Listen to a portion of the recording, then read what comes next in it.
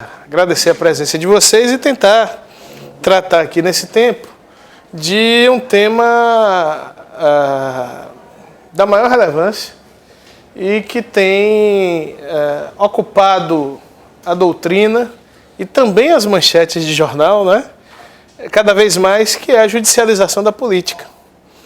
E, na verdade, esse tema ele tem duas vias, porque nós podemos identificar tanto a judicialização da política quanto a politização da justiça, ou a politização do poder judiciário. E eu diria a vocês inicialmente que, com relação ao primeiro, a judicialização da política, eu sou parcialmente favorável.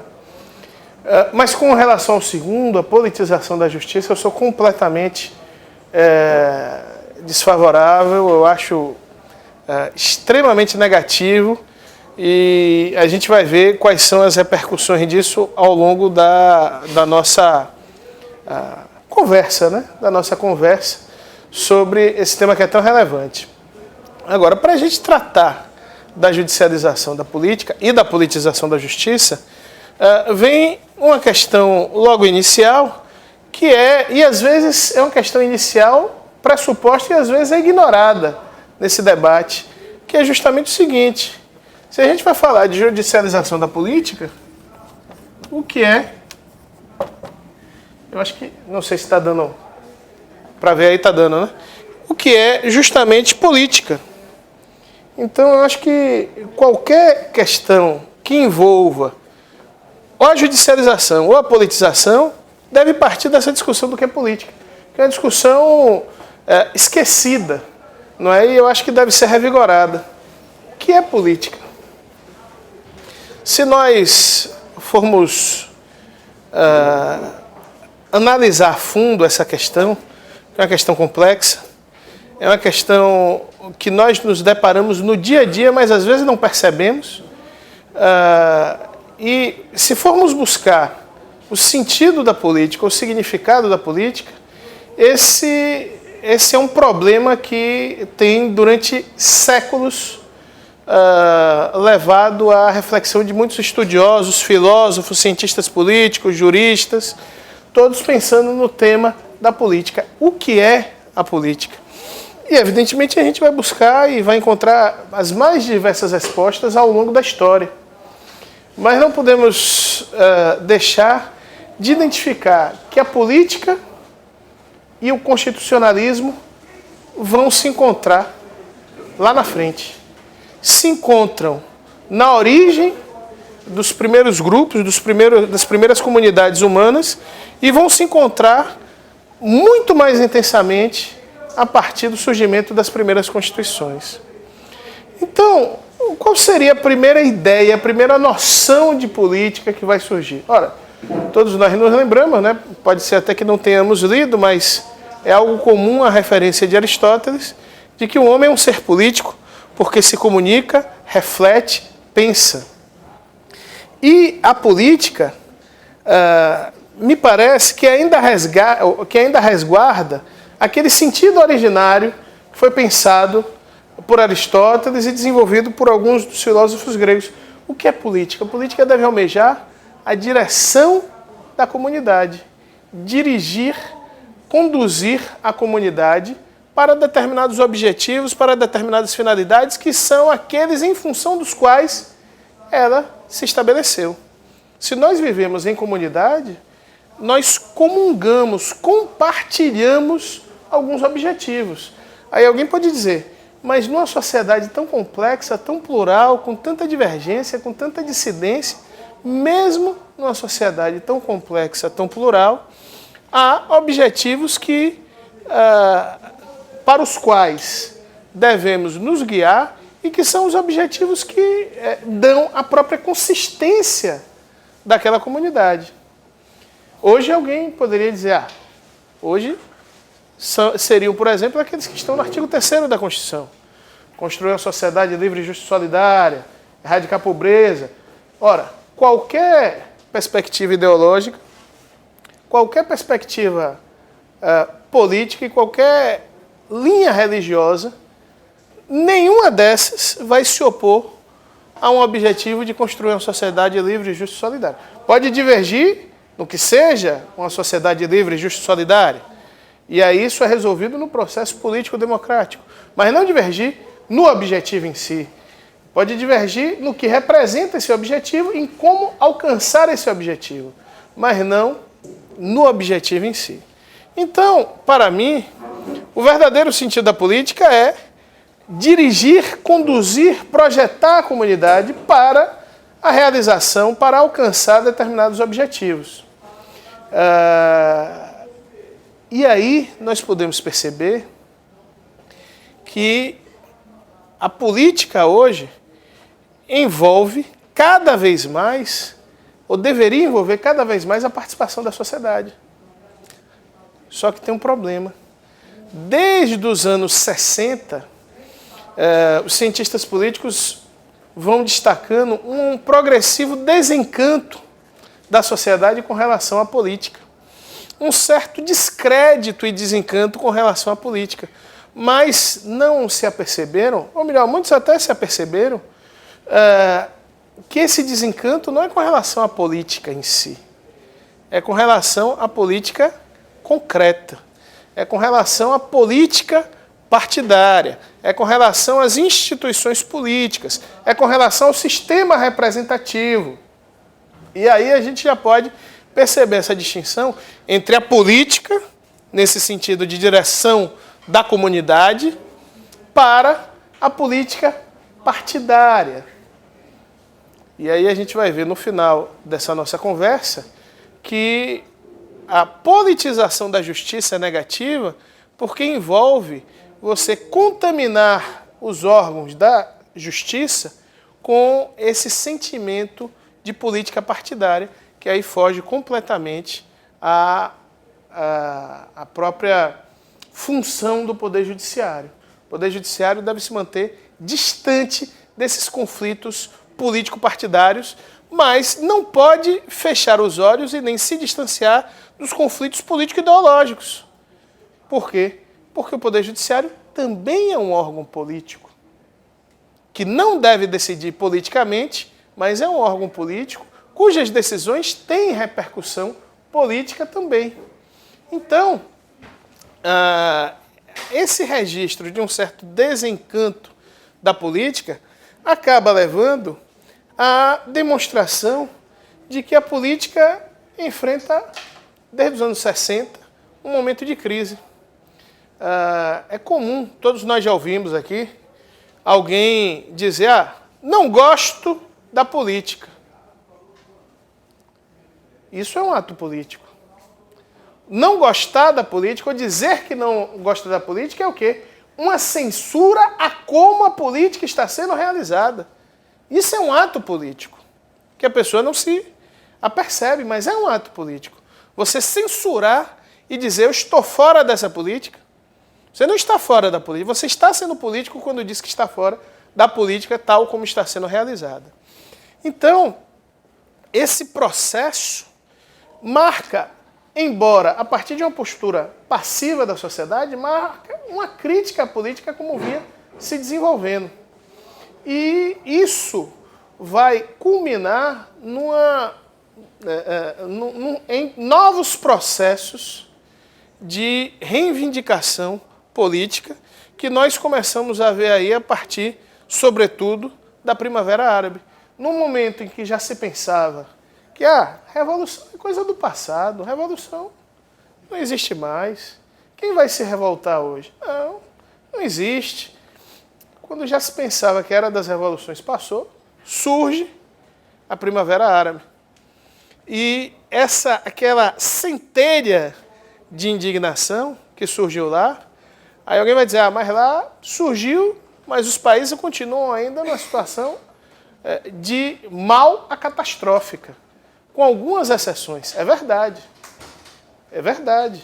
Mas o fato do povo se insurgir, da comunidade política se insurgir, não quer dizer necessariamente que essa insurreição ou que essa revolução vai contemplar todos os interesses daqueles que se revoltaram. Isso ocorreu com a Revolução Francesa, que teve fluxos e refluxos. Não é? Mas aquela centelha que surgiu ali vai se espalhando pelo mundo e vai chegar à Europa. Com a crise de 2008, não é? Muitos países europeus passaram a adotar medidas impopulares para atender interesses relativos ao discurso econômico e divergindo, se distanciando daquilo que era desejado pela sociedade, pela coletividade, pelo povo. E aí, vejam bem, essas medidas de austeridade adotadas primeiro lá e que chegaram agora aqui, são justificadas em razão do momento de crise. Só que no momento de crise é que os direitos devem ser preservados. Porque se todos necessitam dos direitos, sobretudo necessitam muito mais em momentos de crise. Principalmente aqueles que são mais vulneráveis. A Constituição protege a todos, sobretudo as minorias. E em momentos de crise é que as minorias se encontram ainda mais vulneráveis. É nesse momento que você vai retirar a proteção, que você vai restringir a proteção, que você vai voltar atrás. Então, isso é algo extremamente preocupante. E aqueles povos da Europa perceberam isso. Então, a partir de 2008, 2009, mais intensamente, a verdade, a partir de 2011, nós vamos ter os indignados de Madrid, da Porta do Sol, se insurgindo. Vamos ter irlandeses, espanhóis, os gregos se insurgindo. Vimos há pouco tempo, relativamente pouco tempo, a Grécia maciçamente foi contra as imposições de uma nova negociação com a União Europeia para sustentar a dívida grega. Mas acabou prevalecendo a União Europeia sob pena da Grécia ser convidada a se retirar da União Europeia. Então, essa centelha que surgiu na Primavera Árabe foi a Europa. E da Europa, mais ou menos ao mesmo tempo, chegou nos Estados Unidos com o Occupy Wall Street. E de Wall Street chegou aqui em 2013, em junho de 2013, né, naquelas conhecidas e famosas jornadas de junho, não é? Então, exatamente, não é? Junho é um mês marcante por várias razões, não é? Exatamente. O dia 29, então, mais ainda, né? Então, aquele processo chega ao Brasil. Chegou à América Latina, chegou ao Brasil. Um processo público, aberto, de reivindicação e de crítica. Não de crítica dessa política, mas de crítica da política como vinha acontecendo. A expressão "não nos representam" surgiu em Madrid e se espalhou rapidamente. Esses processos eram identificados pela oposição da grande maioria dos que estavam lá com relação a partidos políticos. A convocação envolveu, não traga bandeira de partido, não venha com coisa que especifique necessariamente um partido. Por quê? Porque havia essa compreensão de que os partidos, e a gente discutiu muito isso segunda-feira, não foi, Jaime? Os partidos, eles estão fragilizando a democracia. Agora, o que isso tudo tem a ver com a judicialização da política? Tem a ver dois aspectos. Primeiro, que é preciso a gente compreender essa política para saber qual é o papel do Poder Judiciário nisso. E se é legítima a intervenção do Poder Judiciário nessa política. Segundo, uma das objeções que se fazia à judicialização da política era de que o processo político de reivindicação sairia das ruas para as cortes. E as cortes não são locais próprios para reivindicação. Ou seja, a mudança, a transição das ruas para as cortes levaria ainda mais a um distanciamento do povo com relação à política, ao processo político. E esses fatos mostram que essa objeção não se sustenta. Por quê? Porque algumas demandas relevantes de impacto político continuam chegando ao Poder Judiciário, mas, independente disso, o povo foi às ruas reivindicar, reclamar, buscando aí, ou estimulado por essa centelha que veio da Primavera Árabe e se espalhou. Uma centelha que tem como fio condutor o quê? Democracia e direitos. Efetividade de direitos. Tanto que alguns pensavam e discutiam, desde junho, isso chega até hoje, é preciso uma nova Constituição. Não. Não é preciso uma nova Constituição. O que nós temos visto não é uma reivindicação de uma nova Constituição, é uma reivindicação que a Constituição seja observada, seja cumprida. Não se precisa alterar a Constituição. Alterar a Constituição num momento de crise, em que prevalece esse discurso de austeridade, é algo extremamente arriscado, além de ilegítimo. Não se altera a Constituição quando se deseja. A Constituição depende, alterar aí, entendam, não a reforma, não a emenda, mas uma alteração, uma substituição da Constituição, pela proposta de uma mini constituinte, que não existe, nunca é mini. Você começa, aliás, tudo aqui no Brasil, né? Não, vamos fazer algo provisório, se eterniza. Não é? Vamos fazer mini, se agiganta. Não é? Então, a mini reforma da Previdência começa a mini e depois se intensifica, de modo que realmente, dentro da proposta originária da Previdência, a questão do déficit previdenciário estaria resolvida porque todo mundo morreria antes. Não é? E aí, realmente, se ninguém goza do benefício, o problema está resolvido. Não é? Então, esse processo de reivindicação não foi abafado, não representou nenhuma repercussão, ou não sofreu nenhuma repercussão por força da judicialização, da chamada judicialização da política. Então, já temos aí, pelo menos inicialmente, esclarecido um pouco qual é o sentido da política. Agora, para que a gente compreenda esse processo, a gente precisa transitar da política para o poder político. Que aí sim, aí o poder político é quem decide.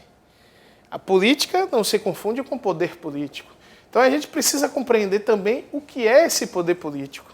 E mais ainda, uma discussão clássica que Bobbio trava, quem manda mais? É o poder político? O poder econômico? Ou o poder ideológico? Os três são fortíssimos, né? Os três são fortíssimos. O poder ideológico lida com o quê? Com a ignorância e com o conhecimento. O poder ideológico é fortíssimo porque você está se conduzindo na impressão que está sendo livre, mas na verdade você está sendo conduzido por uma convicção ideológica. Então é fortíssimo, porque você tem a impressão de estar livre. Eu insiro dentro dessa concepção de poder ideológico as religiões também. Mas haveria o poder econômico, há o poder econômico. E o poder econômico lida com o quê? Com a necessidade. Quem tem necessidade e não tem como satisfazê-la, não tem liberdade. Não tem alternativa. Quem não tem liberdade é escravo da necessidade. Não é? Então o poder econômico também é fortíssimo, porque ele se utiliza da necessidade para impor condutas. E o poder político lida classicamente com a violência legítima, com a imposição pela autoridade de determinadas decisões que podem ser asseguradas por sanções premiais ou as sanções punitivas. Sanções premiais são benefícios que podem ser conferidos a quem atende aquilo que é desejado pela ordem jurídica. Por exemplo, uma empresa que contrate jovens aprendizes tem alguns benefícios. Então, essa é uma sanção premial. E quem não se adequa a determinadas imposições pode sofrer sanções variadas, como multa, por exemplo. Então, é importante que a gente perceba o entrelaçamento entre esses três poderes, o político, o ideológico e o econômico. E quem manda mais? Aí é que está a questão. Quem manda mais? A gente percebe que também o poder político está em crise. Nessa sociedade complexa que temos hoje, o poder político está em crise. Por quê? Porque ele sofre com grandes capitais, com grandes empresas, sofre com as novas tecnologias da informação, as fronteiras cada vez são mais porosas, a lei estatal não chega a todos os confins em que ela deveria chegar, então o poder político e o Estado passa por um momento de fragilidade. O que é o Estado hoje? O que é a soberania hoje? A soberania hoje não está muito distante de ser aquela noção clássica que é um poder absoluto, irresistível, incontrastável. Ele se encontra contrastado por várias outras esferas de poder. E as fronteiras estão cada vez mais porosas. Não porosas no sentido em que o Trump não quer que seja, né, para excluir, mas porosas no sentido do Estado não ter efetivamente condições de dispor ou de atender ou de se relacionar com tudo que acontece dentro do seu território. Então, o poder político também está numa situação de fragilidade. Nós encontramos, então, a discussão da judicialização da política no momento em que a política passa por uma tentativa de resgate, do sentido da política, que é a liberdade. Porque na medida em que são projetados esses objetivos aos quais a comunidade deve se dirigir, nós estamos encontrando na política a própria liberdade. E o poder político está vinculado a projetar e a promover essa condição de liberdade. O problema é que o poder político se encontra fragilizado pelas razões que mencionamos. E isso repercute efetivamente em como assegurar que a política efetivamente seja resgatada. Então, é nesse ambiente que se dá cada vez mais e progressivamente o problema da judicialização da política. E onde é que a política vai se encontrar com o constitucionalismo? Ora, eu diria que desde a origem, num primeiro momento. Por quê? Porque uma definição clássica da Constituição é que ela é o estatuto jurídico do político. Por quê? Porque mesmo nas mais primitivas comunidades, havia alguma regra, ou religiosa ou costumeira, que dizia quem manda, como manda e por que manda. Ou é o mais idoso, ou é o mais forte, ou é o mais sábio. Só essas regras já expressam alguma limitação do poder político e alguma disciplina sobre como será exercido o poder político. E isso vai evoluindo ao longo da história. E o constitucionalismo se encontra novamente e mais intensamente com a política a partir do constitucionalismo moderno, quando vão surgir as primeiras constituições positivadas. A Constituição americana, a Constituição francesa, as primeiras declarações de direitos. E aí se encontram por quê?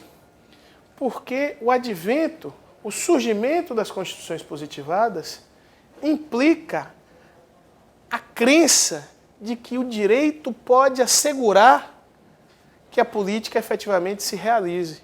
Ou seja, o surgimento das constituições positivadas, o surgimento da Constituição americana, da Constituição francesa e daí por diante, implica a crença de que é possível domesticar o poder político para que ele efetivamente busque o sentido verdadeiro e real da política. Então, implica na capacidade, ou na crença da capacidade do direito, conduzir e limitar o poder político para que a política efetivamente seja realizada. E, como nós já vimos, o sentido da política é a liberdade. Então, o constitucionalismo se encontra fortemente com a política nesse momento. O fio condutor da política vai se encontrar com o fio condutor do constitucionalismo mais intensamente a partir daí. Qual é o fio condutor do constitucionalismo? Proteger a pessoa através de direitos que garantam proteções em face do poder político. E a política vai buscar o quê? A liberdade. Eles vão se encontrar. Essa liberdade deve ser, a partir de então, garantida pelo direito. E será que o direito consegue garantir essa liberdade? É possível o direito garantir essa liberdade? Ou será que o direito foi... Será que a capacidade do direito foi exageradamente compreendida? É possível, juridicamente, domesticar efetivamente o poder político? Se a Constituição é um estatuto jurídico da política, ela não é, entre aspas, contaminada também pela política partidária?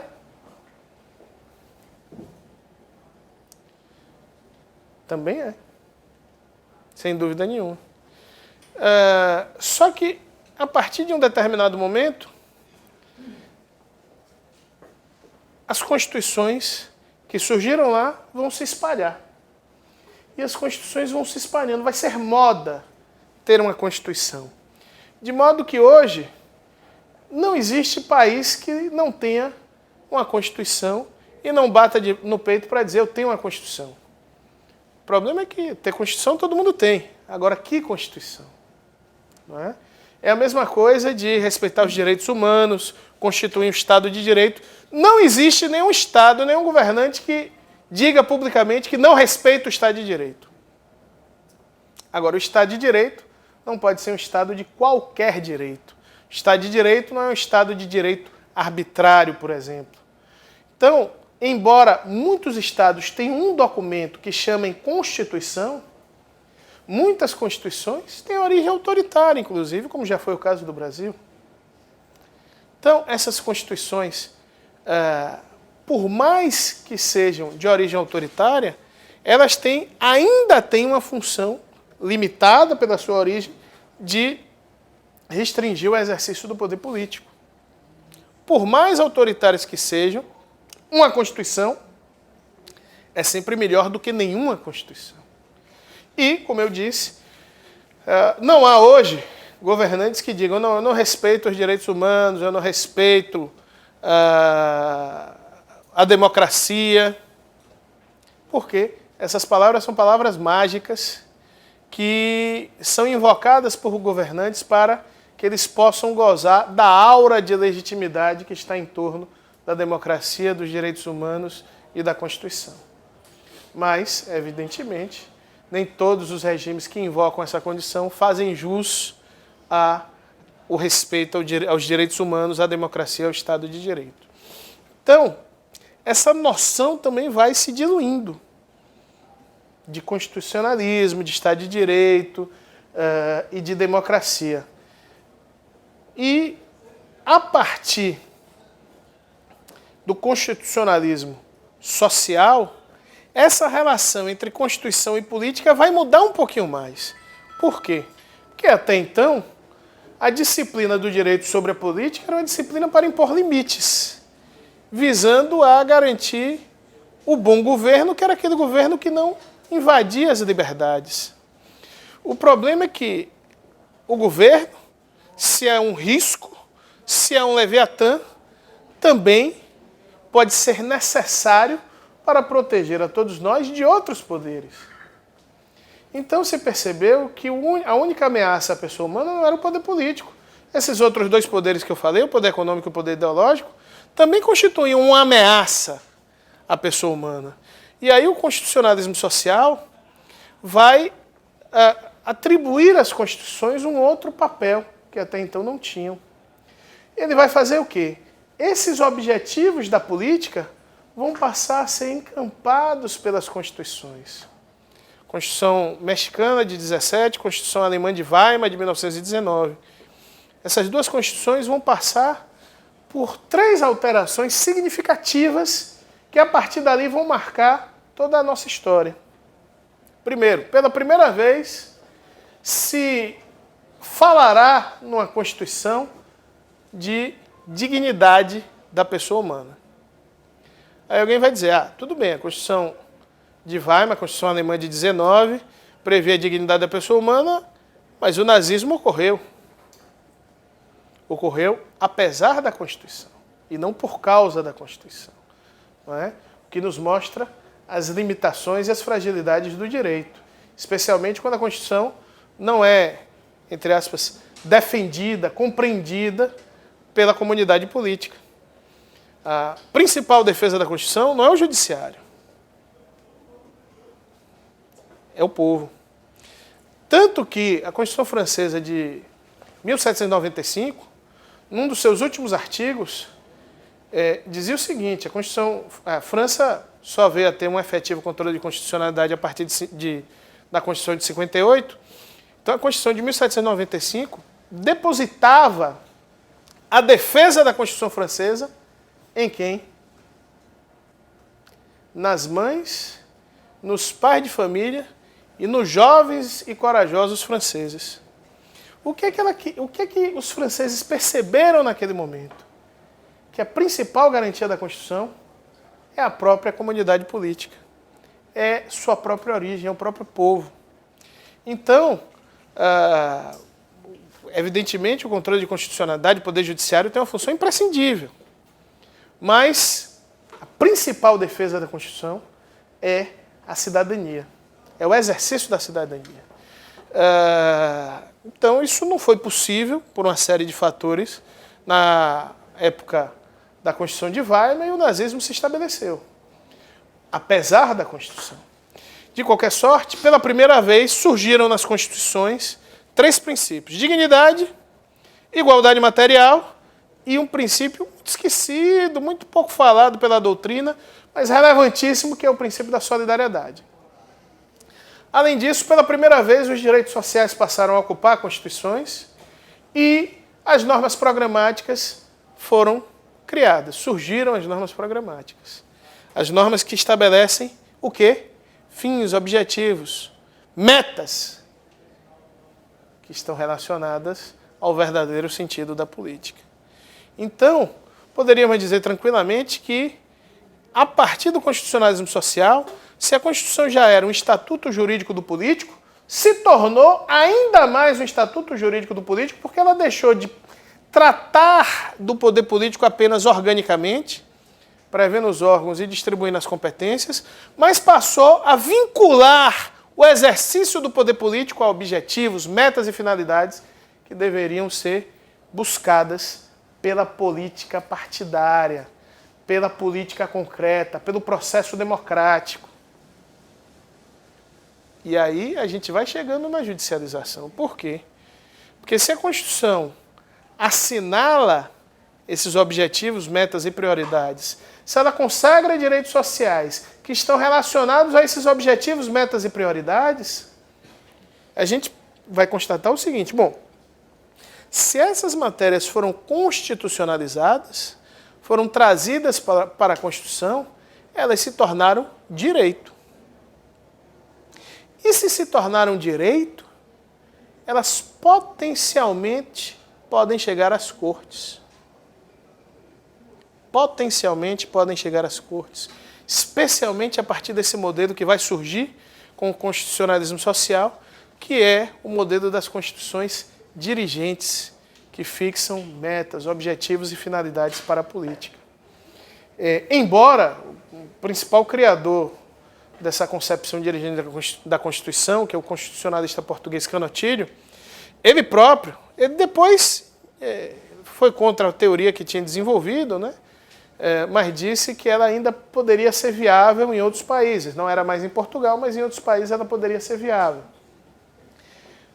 Porque, de forma inequívoca, alguém dirigirá a política. Não é? Se o direito tem essa capacidade, se o poder econômico tem essa capacidade, aí é uma outra questão. Mas esse caráter dirigente da Constituição, que o próprio Canotilho defendia, para ele não levaria à judicialização da política. Por quê? Porque ele entendia que o direito tem um limite. Qual seria o limite do direito? Por exemplo, em questões que envolvem omissões inconstitucionais, ele dizia claramente o seguinte: bom, o papel do direito acaba quando a omissão inconstitucional é declarada pelo tribunal. Aí você pergunta a ele, bom, e aí, qual é a solução? Aí ele vai dizer, a solução agora é a política, é o processo democrático.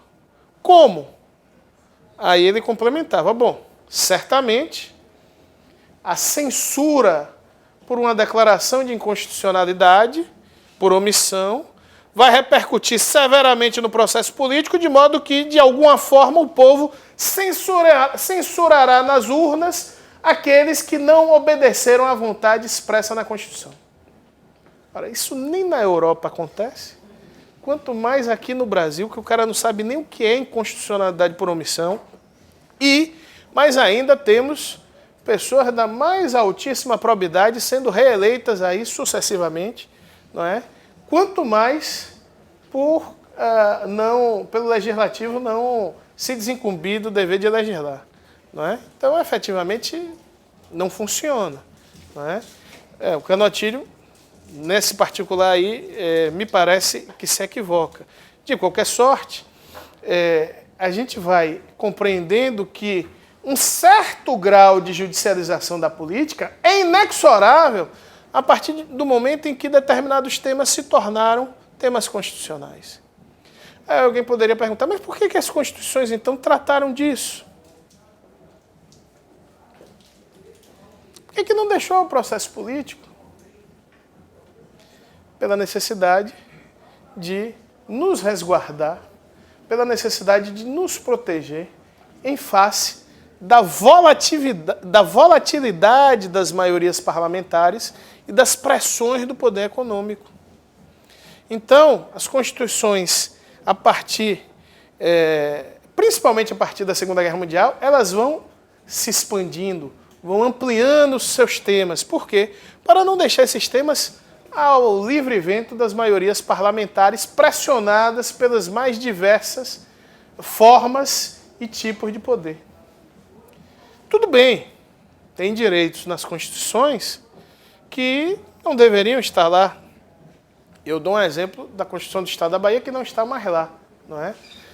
A gente, às vezes, pouco olha a Constituição do Estado da Bahia, mas na sua redação originária, Jaime conhece, no artigo 42 do Ato das Disposições Constitucionais Transitórias da Constituição do Estado da Bahia, já foi revogado pela emenda 7 à Constituição Estadual, tinha a seguinte previsão: o Estado promoverá, incentivará, estimulará o consumo e a inclusão nas merendas, nos presídios, nas repartições públicas, só faltou falar nas praças públicas, do chocolate.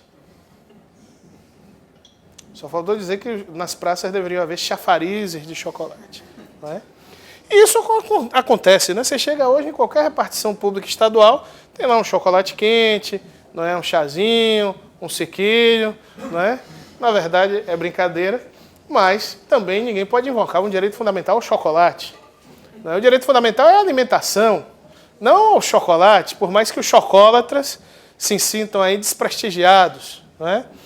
Claro que, efetivamente, a Constituição é de 1989, todos nós conhecemos essa época da história da Bahia, a importância que o cacau tinha na história da Bahia. O cacau vivia em crise, vivia aí a vassoura de bruxa e tudo mais, então foi uma forma de se tentar agasalhar os interesses daquele setor da economia baiana que passava por um momento de crise e, infelizmente, não foi suficiente. Nem tudo que se torna direito, o direito consegue resolver o problema, isso é evidente, não é? Mas, de qualquer sorte, muitas questões que outrora não eram problemas jurídicos se tornaram problemas jurídicos. E agora? Como resolver? O judiciário deve ter uma postura inerte ou deve ter uma postura ativa na proteção desses novos temas que naquela época eram novos e hoje não são mais, desses novos temas que passaram a ocupar as constituições? Inicialmente o judiciário foi inerte, insensível, inclusive aqui no Brasil. Aliás, quando se fala de judicialização, é comum os mais críticos dizerem: na Europa não existe isso. Ninguém fala na Itália de um juiz dar uma liminar para fornecer o medicamento. Ninguém fala na Alemanha de um juiz dar uma liminar para garantir a moradia de alguém. Só que eles se esquecem que, na maioria das vezes, não precisa. Não é necessário. O sistema, em regra, funciona. E quando foi necessário, o judiciário interveio, como foi em Portugal. Portugal sofreu a crise e adotou uma série de medidas restritivas e regressivas de direito, inclusive em matéria previdenciária. E, quando foi necessário, o Tribunal Constitucional português disse, olha, aí não. Você vai até aqui. A partir daqui você não pode mais ir. Então interveio em questão política sensível. Essas comparações, aqui no Brasil ocorre assim, mas na Europa ocorre de outra forma. Sim, mas nós temos que ver quem está no mesmo ambiente político nosso. Tudo bem, alguns países não têm lá grande exemplo, embora os Estados Unidos também não sejam exemplo em muitas coisas, não é? A Venezuela também não é exemplo em muitas coisas. Tudo bem, mas não dá para você comparar a necessidade de uma postura ativista no Brasil com a situação de outros países em que, em regra, não há essa necessidade. Mas, aí eu volto a perguntar, como foi a postura que o judiciário teve inicialmente com relação a esses novos temas que vieram a ocupar as constituições? Bom, aí a gente faz um percurso aí. O Brasil, na verdade, embora eu tenha me referido aos anos 20, principalmente posteriormente à Segunda Guerra Mundial, a gente só pode falar disso no Brasil a partir da Constituição de 88, porque tivemos ditadura no meio desse processo. Então, a ditadura é um hiato em qualquer processo democrático, em qualquer processo de defesa de direitos. Na verdade, o Brasil e alguns países em que o constitucionalismo brasileiro sofreu influências, como Portugal e Espanha, não é? Portugal saiu da ditadura com a Constituição de 76 e a Espanha com a Constituição de 78. Portugal houve a Revolução, a Espanha, como o Brasil, houve uma transição constitucional. Então, essa discussão que surgiu em alguns países antes, efetivamente só contamina o Brasil a partir de 1988. E, inicialmente, o judiciário vai ser insensível a determinados temas. Por quê? Porque as primeiras demandas não foram bem recebidas pelo Poder Judiciário. Eu me recordo um dos primeiros casos que corria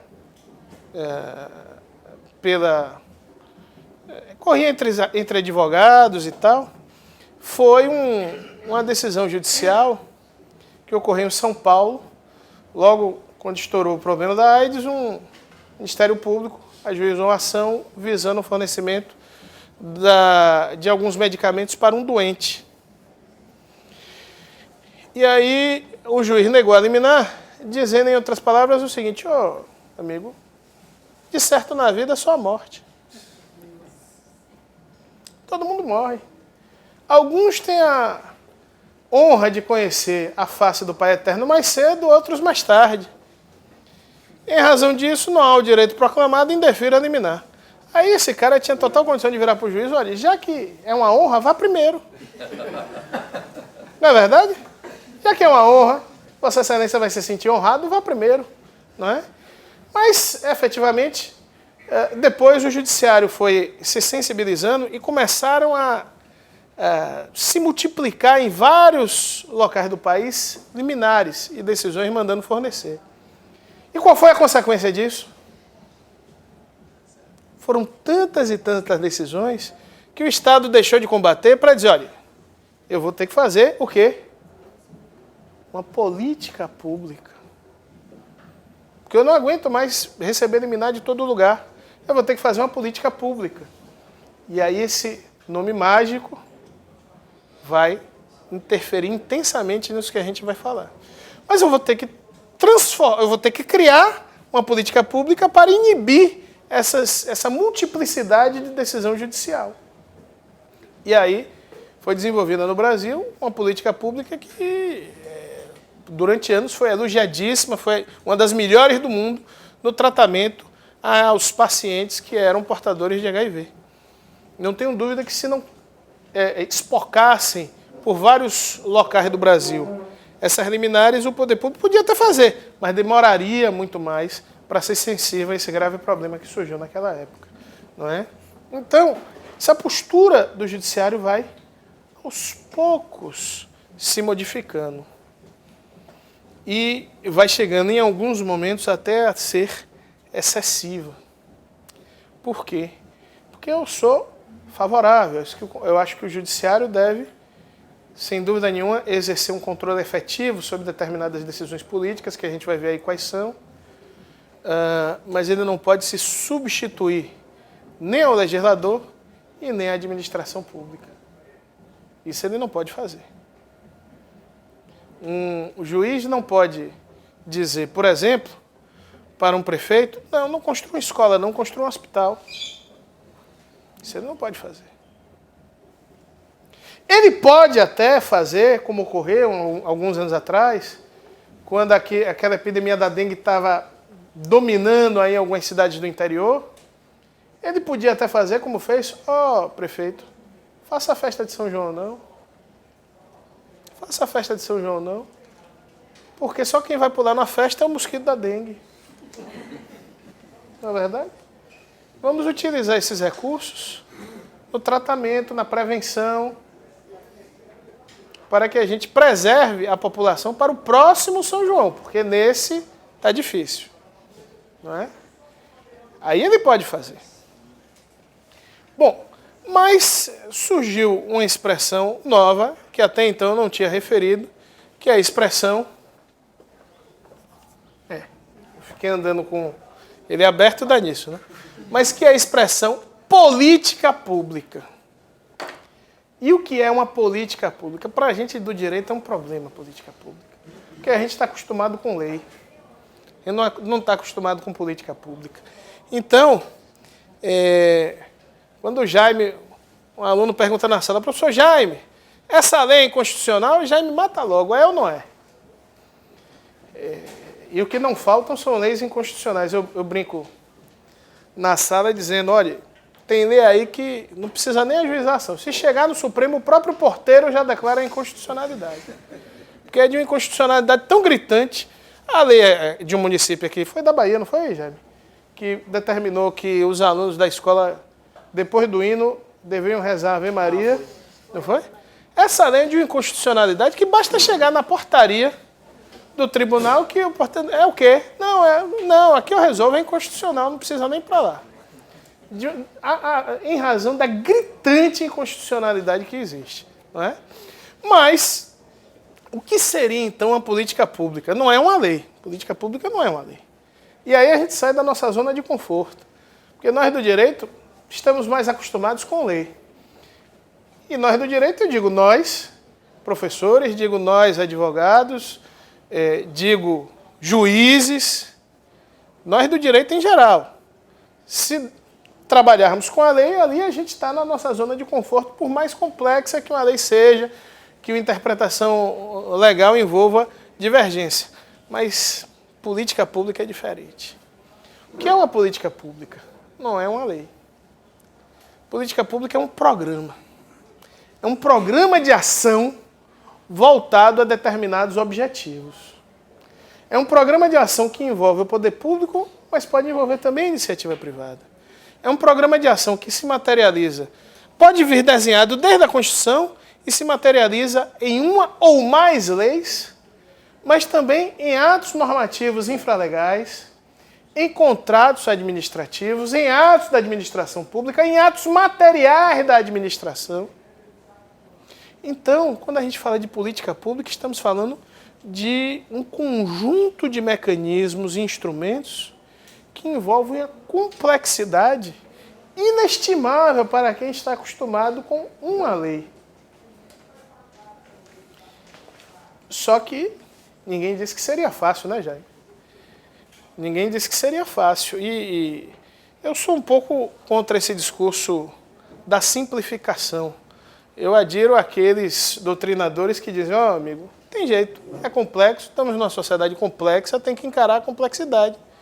Não adianta você tentar simplificar aquilo que é complexo, você especializar no nada, no irrelevante, no insignificante. Vejam, os temas que envolvem políticas públicas, você não resolve pelo direito, ou pelo menos só pelo direito. Você tem que ter conhecimentos de vários saberes, de várias origens, para você poder avaliar uma política pública. É verdade que isso ocorre até com relação a algumas leis, pontualmente, mas com relação à política pública é o comum. Você tem que ter noção de economia, de orçamento, de sociologia, se for em matéria penal, às vezes de criminologia, para poder avaliar se uma lei ou se aquela política é adequada ou não àquilo que a Constituição prevê. E essa é uma matéria extremamente complexa, porque repercute nas fragilidades do próprio Poder Judiciário. Às vezes o Poder Judiciário não tem elementos, capacidade para avaliar. E aí ele pode se abster de julgar? Não, ele não pode se abster de julgar. O juiz não pode dizer, ó, isso aqui está muito difícil, eu não vou julgar. Embora alguns, isso aqui está muito difícil, deixa aí. Não é? Deixa aí. Alguém algum dia julga, não é? Pede uma vista assim por muito tempo, né? Vista dos autos, esquece que está com a vista do processo e espera que tudo se resolva. Aliás, a gente está brincando, mas o não julgar é uma técnica também. Eu me lembro que eu li isso num artigo, me foge aqui o nome do doutrinador, mas foi uma análise perfeita quando veio a lei que regula o aviso prévio proporcional. Se a gente pensar bem o que foi que houve para que essa lei surgisse, o Supremo mudou a interpretação do mandado de injunção e passou a entender que era possível a ele, Supremo, estabelecer as condições para o exercício do direito. Começou com a greve no serviço público. E aí, quando o Supremo foi julgar o mandado de injunção sobre o aviso prévio proporcional, na discussão dos ministros, eles anunciaram que iam suprir a omissão. E aí o ministro, salvo engano, Marco Aurélio, pediu vista dos autos. Quando ele pediu vista, tanto o setor econômico se mobilizou, como o setor político. Porque o setor econômico pensou, olha, é melhor ver alguma previsão do legislativo do que deixar na mão desses 11 disciplinar a matéria. Então, nesse caso, a não decisão do Supremo, que o Supremo não decidiu, ele disse, vou decidir, serviu para que o legislativo legislasse sobre a matéria. Que é exatamente o ambiente mais propício a isso. Só que enquanto ele não faz, não se pode assistir com a mesma postura inerte daquele que deveria atuar. E aí, esse é um exemplo em que a inércia do judiciário, a inércia relativa, né, porque foi uma estratégia. Eu vou julgar, você vai ficar parado ou vai fazer alguma coisa? E aí resolveram fazer. Nesse caso, o não julgar funciona. Aí realmente é uma técnica de resolver o problema. Mas em outras circunstâncias, não funciona. Mas, e aí? Como é que a gente entende essa política pública? O que é efetivamente uma política pública? Já vimos que é um programa de ação. E sendo um programa, aí é que está o problema. Ele deve vir de onde? Ele deve ser antes objeto de um planejamento. E aí é um dos grandes problemas do Brasil que não se planeja nada, né? O Brasil faz aquele planejamento assim para o ano seguinte, se acha, por exemplo, que orçamento e planejamento é a mesma coisa, e não é. Eu lembro que tem um jurista chamado Gilberto Bercovitch, que tem um texto sobre desenvolvimento, que ele diz o seguinte, o único programa nacional de desenvolvimento que o Brasil teve foi na época de Kubitschek. Lá nos militares teve algo parecido, mas o único efetivamente foi na época de Juscelino Kubitschek. E se a gente olhar os jornais da época, tinha o quê? Além do reconhecimento ao que ele fez, denúncias de corrupção. Ou seja, o nosso problema é antigo. Toda política deve advir, então, de uma esfera de planejamento. Deve se planejar. E o próprio Berkovitch observava o seguinte, bom, houve o PAC, né? PAC 1, PAC 2, PAC 3. E logo quando surgiu o PAC 1, os principais analistas diziam, olha, o PAC não vai funcionar. Por que não vai funcionar? Porque se ele funcionar, vai faltar energia. Eles perceberam que, esqueceram, entre aspas, no PAC, de que a matriz energética brasileira ia ter que se ampliar para dar sustentação àquele crescimento que foi previsto, se tudo aquilo que estivesse no PAC fosse implementado. Isso é o quê? Falta de planejamento. Você esqueceu de como ia sustentar aquilo tudo. E aí eles diziam, olha, das duas, uma, ou vai chegar um momento em que o PAC vai parar, ou vai chegar um momento em que vai faltar energia, ou a energia vai ficar tão cara que as empresas vão retrair nos estímulos que o PAC vai possibilitar. E foi o que aconteceu. Foi o que aconteceu. Né? E aí botam a culpa no nosso querido São Pedro, que é também do dia 29. Né? Esqueceram de acertar com São Pedro, mas o pobre de São Pedro não tem nada com isso. Né? Embora ele até possa melhorar um pouquinho esse tempo do fim de semana, mas não é culpa dele. Se vai faltar ou se não vai faltar energia, é falta de planejamento. E não é falta de planejamento de hoje. Falta de planejamento há muito tempo. Né? Bom, então, mas de qualquer jeito, já que a gente falou nele, o que deve haver no planejamento?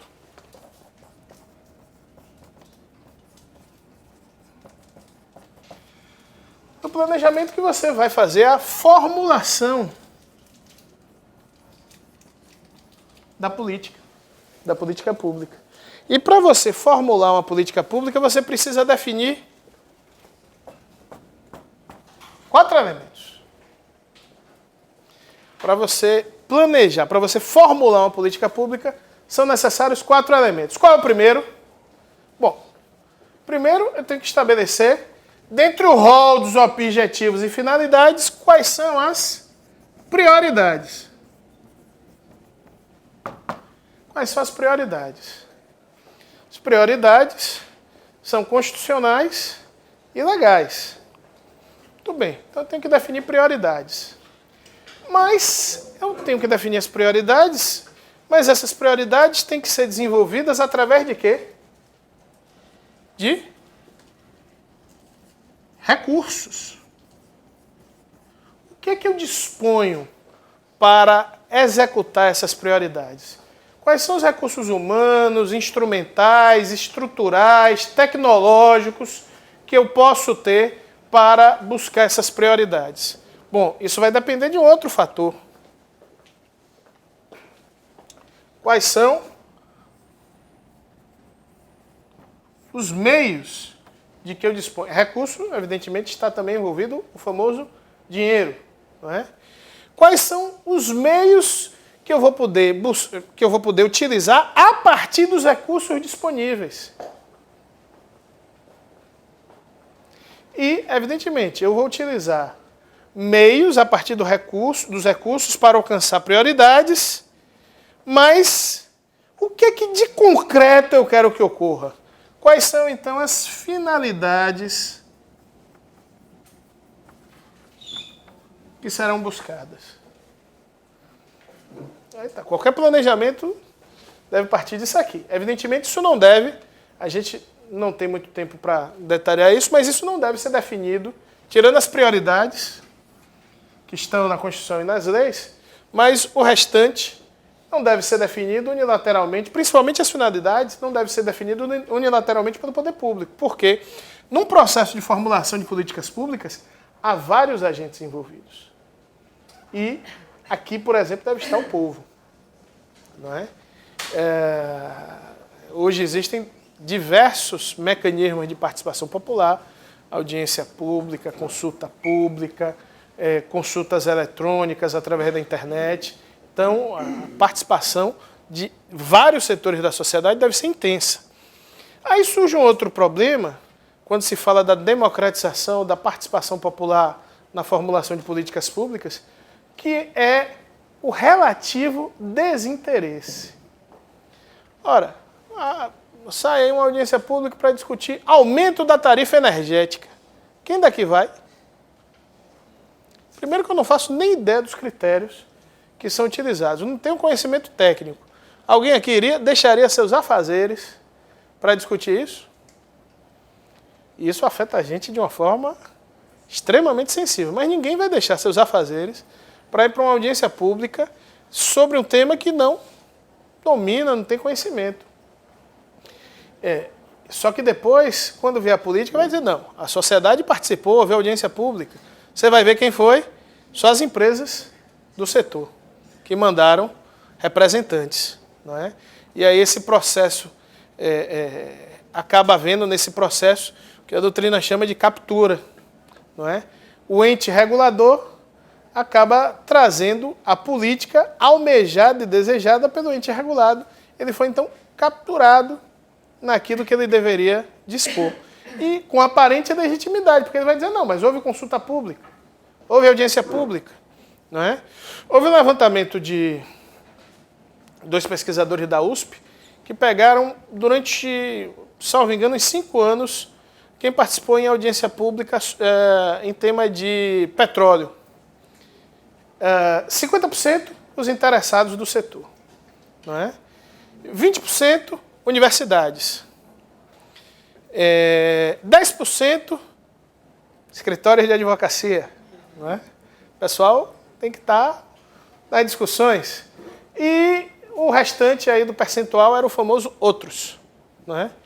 Que aí devia estar 1 ou 2 membros da comunidade que estavam passando pela porta e resolveram ver o que estava acontecendo. Não é? Então, esse é um problema sério, porque daria uma aparente legitimidade a algo que não teve efetiva participação popular. Certo? Mas aí eu pergunto a vocês, prioridades, recursos, meios e finalidades. A gente, então, daqui, então, é formulado uma política pública a partir do planejamento, tendo em vista esses elementos. Você cumpre, então, a primeira fase, que é a formulação. E depois você vai partir para a implementação. Na fase de implementação, eu chamo de preparação. Ali você vai preparar a fase seguinte, que é a execução da política pública. O que é essa fase de preparação? Bom, aí você vai arrumar casa. Você vai fazer concurso público se precisar, vai fazer obra pública, vai desenvolver tecnologia se precisar. Ali é a fase de você arrumar a casa para começar a executar a política pública, certo?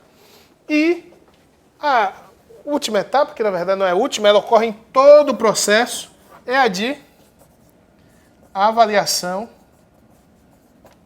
e controle da política pública. Isso é importantíssimo por quê? Porque nesse planejamento, na fase de formulação, quando o poder público vai buscar os meios, o que é que ele tem que pensar? Ele primeiro faz um juízo de diagnose. Ele diagnostica o problema. Qual é o problema? O problema é esse. Quais são os fatores que estão no problema? Os fatores são esses. Muito bem. Aí ele vai fazer um juízo de prognose. Ele vai fazer um prognóstico. Bom, se a partir desse problema eu utilizar esses meios, eu devo alcançar essa finalidade. Então, numa política pública, há necessariamente um juízo de diagnóstico e um juízo de prognose. Prognóstico, se eu fizer isso, deve ocorrer isso. O problema é que há uma série de fatores que às vezes não funcionam como planejado. E eu vou dar um exemplo que a maioria de nós aqui conhece. Em tese, esqueçamos o que aconteceu, mas em tese, se alguém virar para vocês e disser, olha, é preciso conter o preço, tabelar funciona. Em tese você vai pensar, é uma boa ideia. Porque se é preciso conter a inflação, se eu fixo os preços máximos, eu vou conter a inflação. Quem descumprir, eu multo, eu faço isso, faço aquilo. Em tese, funciona. Só que na prática, o que é que aconteceu? Os produtos sumiam ou iam para o mercado paralelo ser comercializados. Ou seja, foi a resposta que o mercado deu ao Estado. Dizer, olha, e o mercado é muito refratário à intervenção do Estado. Ele disse, olha, se for assim, eu vou seguir por outros caminhos. E aí se verificou, não apenas que essa seria uma medida inconstitucional, como depois passou a ser reconhecido, mas também que era uma medida absolutamente inócua para atender o objetivo almejado. Aliás, ao contrário, foi até pior, porque quando esse controle ia se fragilizando, o preço aí disparava, que tinha havido uma contenção por um tempo e depois disparou. Não é? E aí chegamos àquela inflação altíssima que a gente tem conhecimento, felizmente, hoje só pelos livros de história. Né? Não vivemos mais esse período. Agora, existem situações em que o poder público demonstra uma absoluta falta de planejamento. Vou exemplificar aqui no seguinte. O Jaime, ela é um agente de um alto escalão do poder público e tem uma ideia. A gente precisa assegurar mais, proteger mais a vida no trânsito. Vamos fazer o seguinte, vamos colocar em todos os carros agora, é obrigatório um kit de primeiros socorros. Jaime teve essa ideia, não é? Aí, Jaime teve essa ideia, e aí, me diga seu nome? E aí, Guilherme vai pensar o seguinte, ele ouve cantar isso, ouve na imprensa que o governo estava preparando, ele, o empresário muito ágil, muito habilidoso, vai fazer o quê? Bom, eu vou sair na frente e vou começar a produzir esse kit. Né? Então, ele aluga um galpão, contrata uns 30 empregados,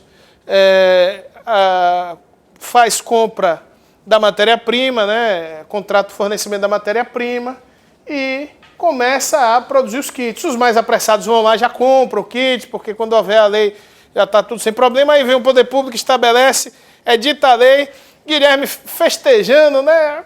Tudo ótimo. 3 meses depois ele revoga a lei. Guilherme vai vender esse kit para quem? Vai fazer o que com os 30 empregados? Vai pagar como o aluguel do galpão? Vai fazer o quê? Aí é uma situação claríssima, claríssima, de responsabilidade do Estado por falha, por falta de planejamento econômico na medida que foi adotada. Ou ela foi extremamente casuística ou foi mal planejada. Mas você acha que caberia uma responsabilização? Não tenho dúvida. Quem vai pagar a conta de Guilherme? Ele teve ali o seu legítimo projeto econômico frustrado por uma medida que durou 3 meses. Concretamente, ela durou 3 meses. Alguém tinha que produzir o kit. O empresário vai lá e diz, sou eu, vou sair na frente. 3 meses depois, extingue o kit. Quem vai comprar aquele kit? Alguém aqui comprou? Eu consegui comprar. Tá vendo? Os mais apressados. Não é verdade? Eu não comprei. Fernando comprou? Extintores. Extintor. Não, mas extintor aí é necessário, né? Extintor. Mas tem algo... Tem a validade, tem a validade. Mas extintor aí tem que... Guilherme, você tem que conferir lá seu extintor para não ser multado. Né?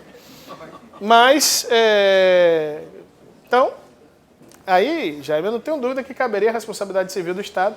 Felizmente aí seria da União, não seria do Estado da Bahia, senão era trabalho também para mim. Né? Então seria da União aí. Bom, mas o que eu quero perguntar a vocês também é o seguinte. Essa etapa de avaliação é fundamental, por quê? Porque o poder público, a partir de como a política venha rodando, ele vai adaptando, corrigindo, aperfeiçoando, beleza.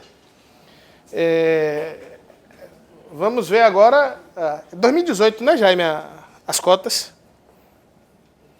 Eu acho que tem uma previsão aí das cotas terem validade até 2018, Até 2018. A escola pública não melhorou durante esse tempo. Então, a provisoriedade das cotas vai provavelmente, né, tende a se prorrogar por mais um tempo. E o que foi feito para a melhoria da escola pública, para a redução da desigualdade nesse período? Melhoria da escola pública, quase nada, né? Muito pouco foi feito. Saiu agora a fórceps, essa reforma da educação, dos currículos, mas o problema não é exatamente só currículo, né? O problema é muito mais grave. Então, a gente vê aí algo que foi planejado e não funcionou. Por quê? Porque a política não é só a cota. A cota ligada com a melhoria do sistema público e a redução da desigualdade e da discriminação. A questão é que às vezes tem uma finalidade oculta, né? Ah, sim. A finalidade oculta não é... Política também. Hein? Tem a ver com a política. Tem a ver com a política, tem a ver com a corrupção, né? Tem a ver com a corrupção. Ontem, eu tentando achar um caixa eletrônico para tirar dinheiro, né, por causa da greve, e aí tinha uma senhora do meu lado. Meu Deus do céu. Se fosse um corrupto, saía daqui cheio de dinheiro. Eu que quero tirar aqui R$100, não consigo tirar R$100. Mas o corrupto, eu não sei como é que saía desses bancos com tanto dinheiro assim. Não sei. Porque a cueca tem que ser muito grande, não é? Dizem que botava na cueca e tal, não sei o quê. Tem que ser um cuecão. E eu tentando tirar lá meu dinheiro e dando risada, né? Porque ela estava indignada. Meu Deus, eu quero tirar R$100, não consigo. Se fosse um corrupto, saía daqui com mala de dinheiro, tudo dentro da cueca e tal. E, na verdade, né, o problema é sério. Mas, muito bem, disso aqui, o que pode ser controlado pelo judiciário? Diga. Eu queria aproveitar o gancho aí, para prioridades também, até para... Meu nome é Luciano Guimarães, eu sou juiz, da primeira vara civil de Jequié. E aí isso acaba também preocupando muito nós. Claro. A pessoa fala que, às vezes, são apresentadas ações para a gente, acaba tendo, de certa forma, uma certa obrigação, e na decisão, acabar interferindo na administração pública propriamente dita. Eu lhe digo que o juiz sofre muito, né? Especialmente em matéria de saúde, porque o advogado, fazendo seu papel, vira para o juiz e diz: Excelência, vai morrer. Vai morrer, Excelência. E aí o juiz fica naquela posição, né? Claro, o juiz não deve se sensibilizar com apelos, mas todo mundo é ser humano, então o juiz fica numa posição sensível. Hein? Pois é, acaba ficando na dúvida, né? Se o senhor não der, o cara vai morrer. Na dúvida, às vezes o juiz não tem nem elementos suficientes, mas diz: bom, eu vou dar liminar, depois na instrução eu resolvo o problema, né? Mas, desculpe. Porque nesses casos assim, como envolve um fator financeiro, econômico, Sim. a irreversibilidade ou a reversibilidade da decisão é um fator positivo, porque pelo menos você salvaria a vida e depois se discute o patrimônio. Pode, por exemplo, haver um reembolso do que foi despendido. Então, aí, eu acho até que é válido a gente caminhar nesse sentido mesmo. Mas tem coisas que, sobretudo, que a lei nos traz conceitos vários. Sim. O ECA, por exemplo, salvo engano, no artigo 1º, ele fala assim: a criança e adolescente são prioridade absoluta. E aí um doutrinador, que também não me recordo por nome, ele diz assim: bom, o que consistiria essa prioridade absoluta? Por exemplo, nenhum município pode ter um sambódromo se não tiver uma creche. E aí a gente acaba, o que eu queria ponderar e trazer a discussão, é quando a própria lei, não somente o fato concreto, ou quando a ação é apresentada, mas quando a própria lei praticamente determina ou dá esse espaço, que o judiciário intervenha nesse sentido. Né? E aí a gente acaba, não só a lei, mas a doutrina também, que os juízes, por exemplo, devem impor que o poder público, em se tratando de criança e adolescente, por exemplo, não tenha um parque de exposições ou não tenha um espaço para festa se não tiver uma creche. Então, aí, o que eu quero trazer é que a gente também tem esse... onde a gente também sofre com isso. Né? É verdade. O próprio legislador, que é o poder legislativo, que a gente sabe que na prática hoje o legislativo funciona através do poder executivo, os dois juntos nos dão esse poder. Acabam nos dando esse poder. Há o costume de colocar na lei para não cumprir, para dar uma resposta à sociedade. Só que vai para o juiz e o juiz, não, você está aqui, eu tenho que determinar. Aquele meio cidadão de papel, né, que o cara enche o cidadão de exatamente. Não dá nenhum. E aí não dá nenhum. Exatamente. Não dá na prática nenhum desses direitos. Exatamente. Foi muito precisa a sua colocação. E eu espero ter tempo para chegar a falar disso aqui, mas eu vou abordar isso. Agora, só citou nos casos, né?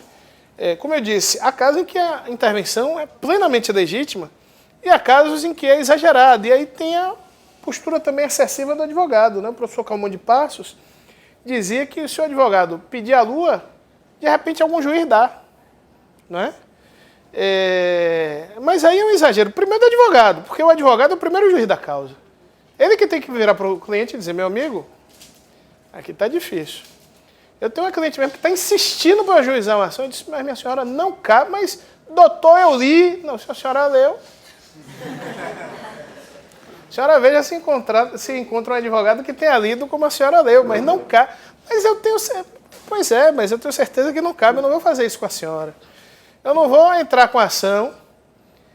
Tudo bem, o advogado não está vinculado a agir só conforme suas convicções doutrinárias, mas não é convicção doutrinária. Não cabe, minha senhora.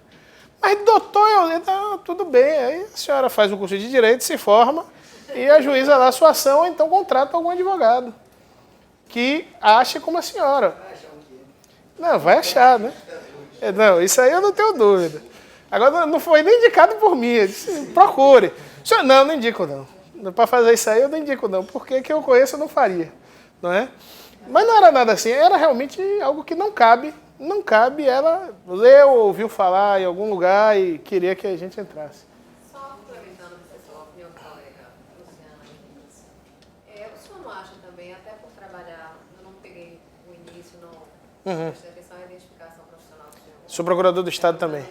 Então, como parte defensiva do Estado, a provocação é direta mesmo. O senhor não acha também que essa forma de sempre se aguardar que o judiciário defira medidas gera um poder público meio preguiçoso?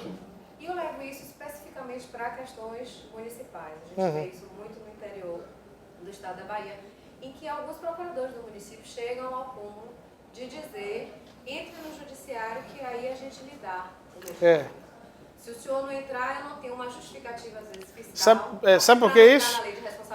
Exatamente. Sabe por que isso? Porque ele não quer estender a todos, ou porque não tem recurso, ou por uma razão ou por outra, aí... Não, individualmente eu lhe atendo, mas para eu lhe atender individualmente eu preciso ter uma decisão judicial.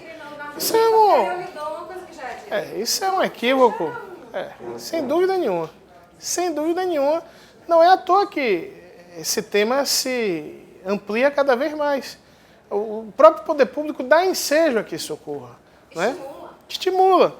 Agora, tem esse lado e tem o lado do excesso, né? Como eu ia falando.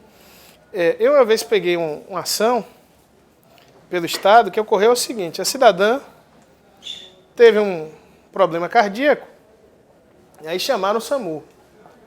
O SAMU chegou, a SAMU parece que tem 2 tipos de ambulância. Tem aquela ambulância para um socorro mais rápido e tem uma que vem com mini UTI, né? Aí chegou a mini UTI do SAMU. Começou a dar aquele atendimento prioritário e aí foi para a regulação para ver onde levava. Enquanto isso, o genro dela disse, não vou esperar e tal, era médico também, não vou esperar e tal, não sei o quê. Ela estava sendo ali atendida e tal, não vou esperar e tal, não sei o quê, mas peraí, meu senhor, a gente vai levar ela para o hospital tal. Não vai dar tempo e tal. Levou para a Aliança. Né? Morreu logo no cheque calção, né? Que não pode ser exigido, mas na hora H, não é? E aí, depois ela se recuperou e tal, no outro dia foi transferida para um outro hospital. E aí o que o cidadão faz? Entra com ação contra o Estado para obter a indenização do valor que gastou com a Aliança. Mas, meu amigo, aí, por incrível que pareça, funcionou o serviço público. Funcionou o serviço público, porque ela foi atendida, não é? Ela tinha vaga em hospital, não é? E ela seria conduzida. Então, essa é uma situação que não cabe, não é? Peguei um outro caso também, foi o seguinte, o cidadão... Tem 2 casos aqui, só para situar. Tem um que é terrível. É uma doença que dá em criança, epidermólise bulhosa. Quem olhar na internet aí fica até incomodado. Porque é uma doença que a criança perde a camada superior da pele. Ela não adere ao corpo, então a pele é sempre carne viva. Se botar assim um band-aid e puxar, é um sofrimento terrível. Então, as crianças que têm isso precisam de roupas especiais. Não pode usar uma camisa como a gente está aqui. Tem que ser uma roupa especial, tem que usar sempre um talco específico. A roupa de cama tem que ser específica, senão a pele vai ficando em carne viva toda hora. E ajuizada essa ação. Não é? Essa é uma ação que é, evidentemente, prioridade mais do que absoluta. Mais do que absoluta. Então, o que foi que eu fiz nesse caso como procurador do Estado? Bom, havia ali apenas fotos, não é? Tem que se apurar efetivamente se as crianças que estão porque nesse âmbito de saúde também tem muita armação. Tem que se apurar efetivamente se as crianças que estão na foto são efetivamente as crianças que vão receber esse tratamento. Então é preciso de uma dilação probatória. E recomendei administrativamente que fosse verificadas as condições de possibilidade de cumprir a decisão judicial, caso confirmada. Então eu recorri por esse elemento. Olha, o que está nos autos não é suficiente para a gente ver se é necessário ou não. Há casos, inclusive, há um caso relatado por um colega do Rio de Janeiro. Aliás, o Rio de Janeiro tem uma farmácia no Tribunal de Justiça para receber os medicamentos. Então o cara vai lá e a dispensação é na farmácia do Tribunal de Justiça. E, por incrível que pareça, tem medicamento que perde a validade lá. O cidadão obtém a liminar e não vai pegar. Não é? E não vai pegar não é porque morreu, não. É porque não precisava ou alguma coisa assim que acaba acontecendo. Um outro caso foi o seguinte. Esse não foi aqui na Bahia, não. Foi no Pará. O cidadão, também fato verídico, o cidadão encontrou no hospital a governadora do estado do Pará, a interpelou, governador e tal, tem um problema de saúde, preciso e tal, ela mandou procurar o rapaz lá da pasta da saúde. Ele foi lá e disse, olha, eu preciso aqui, tem um bocado de laudo e tal, eu tenho uma doença, só posso ser tratado, isso é verdade, só posso ser tratado em Paris. Aí o cara disse assim, mas meu amigo, não tem esse tratamento, não, aqui não tem esse tratamento, só em Paris. Aí, naturalmente, né, disse, olha, infelizmente não tem como a gente garantir esse tratamento e tal. Ele entrou com ação e o juiz deu a liminar, não é? Para que o Estado fosse obrigado a fornecer 50 mil, que seria o período de tratamento dele em Paris, dele do acompanhante da esposa, né? Porque não dava para ir para Paris sozinho, não é? E numa coisa ele está certo, possivelmente se recuperar de alguma doença em Paris deve ser melhor do que se recuperar em muitos outros lugares, né? Mas realmente fica difícil. Aí o meu colega procurador, eu perguntei, e aí você fez o quê? Olha, eu disse expressamente que o juiz mandasse sequestrar, mas que o Estado não ia cumprir deliberadamente essa decisão, que ele sequestrasse. Eu disse, e o juiz fez o quê? Sequestrou, o cara foi, se recuperou? Não sei. E se ele se recuperou, se ele morreu, não sei. Eu sei que ele foi para Paris lá. Postou as fotos. Deve ter postado lá na Torre Eiffel e tal. Então, aí é uma situação que me parece também assim, é impossível, dado o grau de evolução hoje da medicina, que só um tratamento específico exista para aquela doença em algum lugar do mundo. Não é? E veja, foi em Paris. Se fosse assim, de repente, no Irã, não é? Não, mas Paris, não é? Bagdá, não é? Pois é. Bom, e tive um caso também de uma criança que precisava de um medicamento que não tinha sido aprovado nem na agência americana, na FDA. Não tinha sido aprovado. Então, o que ele queria, e aí também tem um problema da responsabilidade do médico, o que se queria é que fizesse um teste às custas do Estado. Porque ia ser um teste. Porque a gente pode até reclamar que a Anvisa demora milênios para aprovar medicamento, a lista de dispensação obrigatória do SUS tem pelo menos uns 3 ou 4 anos que não é atualizado, aí tudo bem. Mas uma situação em que o remédio não foi aprovado nem pela agência americana, que é das mais eficientes, não é? Mas assim, ainda assim o judiciário determinou, e aí eu digo a você sinceramente, Felizmente, depois o medicamento foi aprovado por todos, inclusive pela Anvisa. Então, nesse caso, pelo menos deu certo, né? Porque pior se tivesse dado algum problema é que a criança tivesse morrido, mas podia acontecer, porque não tinha sido aprovado, né? Guardadas as devidas proporções, a mesma questão aqui do pesquisador lá da USP, né? Câncer. Do remédio contra o câncer, que deixou de ser remédio para ser vitamina. Exatamente. E aí, no mínimo, omissão do Estado quanto à pesquisa. Que veio de forma... Perdão, desculpa. Vá, pode ir. Que veio de forma oculta, sendo ministrada a pacientes com... Eu assisti pela televisão, mas eu assisti as mais de 12 horas de julgamento, pública, de audiência pública. onde havia... Desculpe a parte de começar, onde havia... Meu pai passou por câncer no fígado, intestinos, retirou, migrou para perto. Antes teve diabetes, ficou cego, tudo isso. Então, bem,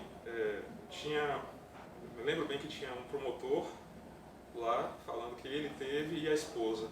Ele optou pela fósforo, optou pelo risco, e ela quis ir pelos convencionais. E ele se recuperou. É um atual conselheiro também do Conselho de Medicina e tudo, que disse assim: estou colocando aqui a minha carreira, a minha reputação, tudo mais, ser perseguido até caso de poder ser morto, porque existe uma indústria farmacêutica com seus interesses, e existe a indústria. Aqui na Bahia mesmo houve várias liminares. Falou assim, existe a indústria correta dos homens de bem, mas existe o lado também, né, que minha vida pode ter resultado da minha família, mas eu estou colocando aqui documentados 28 anos de sucesso no tratamento.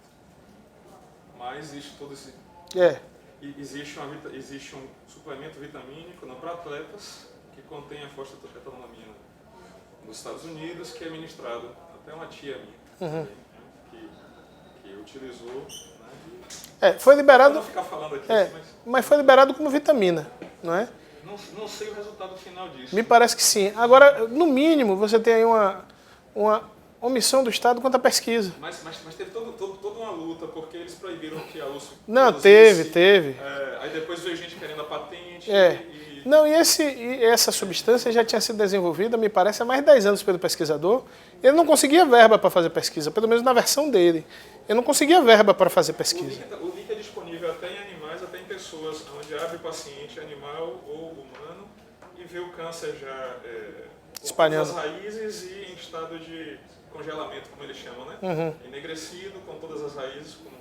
E depois de aplicado, depois de X semanas, né? A regressão destas raízes, a coloração volta a ser branca. Com 3, 4 meses, o desencapsulamento com a retirada pequena. Né? Então, assim, muito bem comprovado, mostrado, mas o caminho da nossa Anvisa e do nosso impede até hoje. Agora, o senhor está me afirmando que está liberado? Me parece que foi liberado como vitamina. Como vitamina? Ela sozinha? Dos detalhes eu não... Não, fique à vontade. Os detalhes eu não acompanhei, mas isso aí eu acho que você fazendo uma pesquisa no Google, você localiza a informação completa. Pelo sofrimento, a dor de ter passado e tudo assim, eu abandonei um pouco a história, mas eu vou retomar agora. Mas houve aqui houve várias liminares, Dirley mesmo deu liminares nesse sentido, para garantir o fornecimento. Né? O juiz federal... juiz federal da quinta, né, Jaime? Quinta vara do juizado. Procurador da República. Bom, então eu vou só objetivar um pouquinho mais, porque o nosso tempo já vai chegando, né? As prioridades, até certo ponto, podem ser controladas. Não é? Se você tem uma prioridade constitucional que está desguarnecida, não é? Como a gente viu aqui na hipótese da festa de São João, na época da dengue, prioridade pode ser controlada pelo judiciário. Os recursos, até certo ponto, também podem ser controlados pelo judiciário. Você tem um programa como o seu nome, como o doutor Luciano fez menção ali, você tem recurso, o advogado vai lá e mostra: ô juiz, esse programa aqui não está sendo executado, tem recurso, foi previsto no orçamento e não está sendo executado. Aí é o melhor dos mundos. porque a intervenção do juiz aí vai ser apenas mandar executar uma política que já existe, uma medida de uma política que já existe, que já está desenhada. O poder público vai poder se defender dizendo o seguinte, olha, a única coisa que é possível dizer é, olha, supervenientemente a esse fato, ocorreu tal situação que me exigiu contingenciar esse recurso para uma outra finalidade constitucionalmente relevante. Se não for isso, um abraço. Se não for isso, um abraço. Não é? E, então, esse âmbito de controle me parece possível. E eu gostaria de detalhar mais algumas coisas, mas já tenho que ir agilizando um pouco mais para falar o seguinte, essa perspectiva deve ser vista dentro da função do Poder Judiciário como um agente que atua por um referencial jurídico, mas um agente também político. Tem um livro muito interessante que retrata a relevância das cortes na América Latina. E esse livro diz que nos países em que há independência efetiva da justiça, as cortes têm 4 papéis que se referem à judicialização da política. Primeiro, elas têm um papel importante para garantir o quê? O processo democrático. Segundo, garantir a legitimidade das eleições, e quem trabalha aqui no TRE sabe disso muito melhor do que eu. Garantir a legitimidade das eleições não significa que a justiça vai interferir em quem deve ser eleito. Porque a eleição se ganha no voto. Mas deve garantir que a eleição tenha ocorrido conforme o devido processo eleitoral. Em terceiro lugar, esse não sei se aplica aqui no Brasil, né? Combate à corrupção. Não é? No Brasil praticamente não se sabe o que é isso. Não é? Pelo menos os principais envolvidos não sabem, não querem saber, não é? Ou tá certo, tá bom, ótimo, continua, e ninguém sabe efetivamente o que é que aconteceu. E o último é na proteção de direitos. Não é? Então, quando a gente fala, de certa forma, de judicialização, embora a gente pense logo na proteção de direitos, mas envolve esses outros 3 âmbitos. Agora, pode-se pensar também que a intervenção do judiciário na política seria só nesse caráter, digamos assim, progressivo, emancipatório, defensor dos direitos, mas já ocorreu o contrário. Nos Estados Unidos, eu lembro a todos que quando Roosevelt começou a implantar o New Deal, encontrou como obstáculo a Suprema Corte. E a Suprema Corte inicialmente declarava inconstitucional as medidas de Roosevelt para aquecer a economia, e que envolvia também proteção aos trabalhadores. A Suprema Corte começou a barrar essas medidas, e aí veio aquela guerra de imprensa, né? Os 11 juízes da Suprema Corte passaram a ser apelidados como The 9 Old Men, ou seja, os 9 idosos, uma forma de desacreditá-los. E isso foi uma judicialização de uma política de um caráter conservador e não progressista. Então a judicialização não é necessariamente progressista. No final das contas, como é que isso foi resolvido? Roosevelt encaminhou para o Congresso Nacional uma proposta de emenda à Constituição para aumentar o número de juízes da Suprema Corte para, salvo engano, 16. Aí ele nomearia, teria a maioria. Ele chegou a encaminhar essa medida, mas de repente a Suprema Corte passou a mudar o entendimento e acolher as medidas que Roosevelt ia desejando implementar, e também ele perdeu, não sei porquê, o interesse na continuidade dessa emenda. Veja a política por trás do judiciário, né? Aliás, o próprio controle de constitucionalidade surge no caso Marbury versus Madison, em 1803, nos Estados Unidos, por uma razão não muito republicana. Não é? Havia o presidente Adams, que perdeu a eleição para Thomas Jefferson, e a gente pensa que é só aqui no Brasil, né? Antes de Adams sair, ele nomeou a galera dele. Não é? Ele fez o famoso trem da alegria, nomeou a galera dele e tal. Só que na mudança de governo, alguns não tiveram um decreto assinado pelo secretário de Estado. Esses não deram sorte, não deu tempo para eles. E aí o que aconteceu? Um deles, que é o Marbury, entrou com uma ação na Suprema Corte contra o Madison, que era o secretário de Estado, que deveria assinar o decreto de nomeação dele. E caiu para o presidente da Suprema Corte, que era Marshall, que foi nomeado presidente por Adams.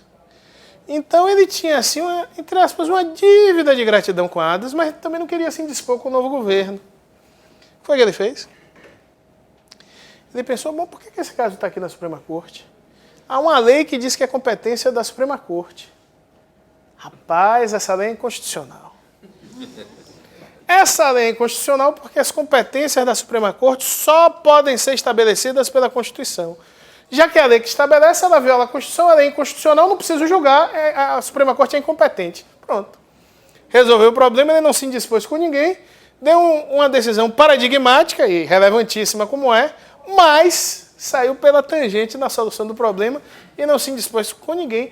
Tem esse aspecto político subjacente a essa decisão histórica no controle de constitucionalidade. Não é? Bom, mas para finalizar, a gente falou da judicialização da política, mas tem outro lado que é a politização da justiça. E aí é o aspecto negativo. Por quê? Porque a politização da justiça significa, ou significaria, a captura do Poder Judiciário por interesses político-partidários ou até por interesses que sejam majoritários na opinião pública. Só que juiz não exerce a função para agradar nem para desagradar ninguém, inclusive a opinião pública. Veja que a opinião pública não se confunde com comunidade política, o povo, a população ou cidadão. Não é? Então, há uma análise até sobre a interferência ou a repercussão que ocasionou o televisionamento das sessões do Supremo Tribunal Federal. Não é? Há doutrinadores que dizem que o Supremo tem 11 Supremos e nenhum tribunal. Que cada juiz julga conforme sua convicção. Eu acho essa análise um pouco exagerada, não sei se Jaime acha também, mas eu acho essa análise um pouco exagerada. É verdade que existem cortes em que as sessões são secretas. A Corte Europeia de Direitos Humanos, a sessão é secreta. Para quê? Para mostrar à opinião pública a unidade das decisões. Você sabe só se a decisão foi unânime ou por maioria, mas não sabe qual foi a maioria e nem quem votou em que posição.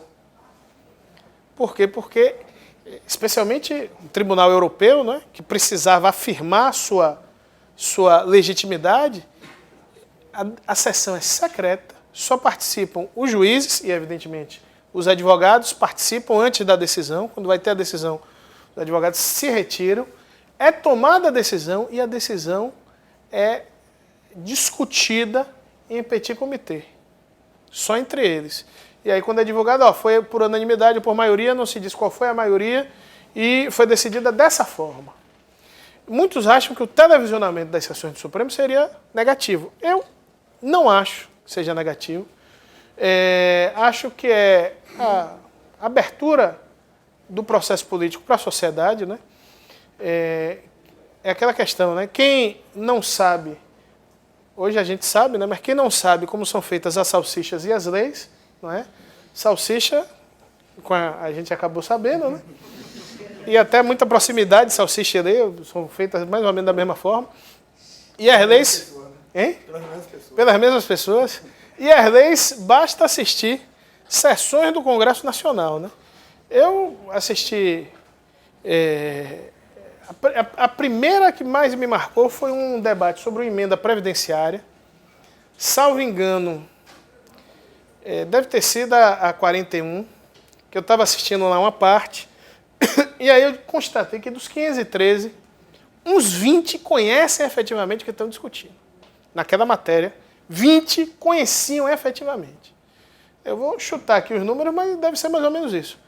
Uns 50 tinham noção e tinham interesse, não é?